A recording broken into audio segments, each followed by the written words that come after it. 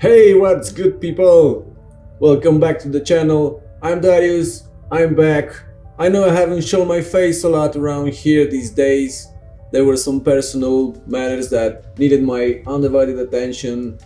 But don't worry, I'm back with new wicked graffiti, with new videos, new tips, and soon with some big news, so stick around. I often get asked what type of art supplies I use to create some of the effects in my sketches. So that's why today we're gonna have a look at some of the most useful tools for graffiti on paper or canvas. Obviously, it's the markers. The markers are the most important. But I will not be covering markers in this video because it's such a broad subject. So let's have a look at some of the most useful tools that you can use for graffiti on paper and canvas besides markers. First off, the white jelly roll. If you feel like you're done with a sketch but you feel like it's missing something, it's probably the highlights.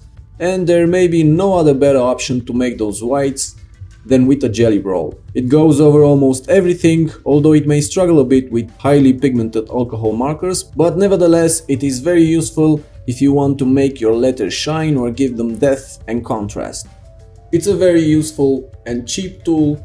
I will leave an Amazon link in the description if you want to buy a set of these.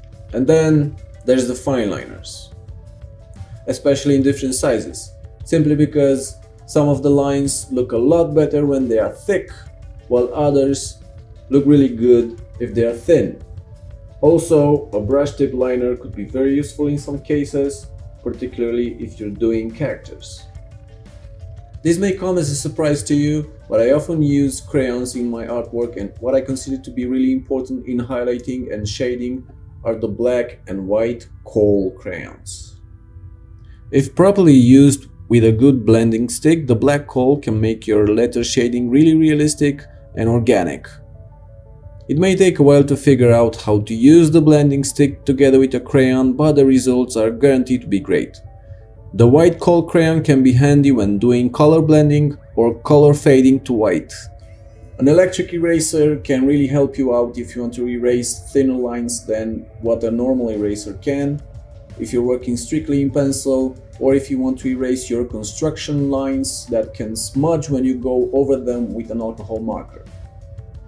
If you like colorful stuff, I can recommend the color crayons. Color crayons can complement your base marker color. They are great for color blending and effects, and they can also give a realistic flavor to your letters. Now there's a big variety of crayons on the market, so make sure that you pick something good, because instead of making your sketch look better, it can totally ruin it. When dealing with long curvy lines, it's a good idea to get some help from the French curves. They can be very useful when doing background elements like buildings, clouds, trains, or abstract elements. There could be some other tools that I haven't mentioned, but other than these, how your sketches look, it all depends on your skill and your practice. So keep practicing. That's it for this week, guys. Thanks a lot for watching. Please don't forget to subscribe to the channel, and I'll see you guys in the next one. Peace!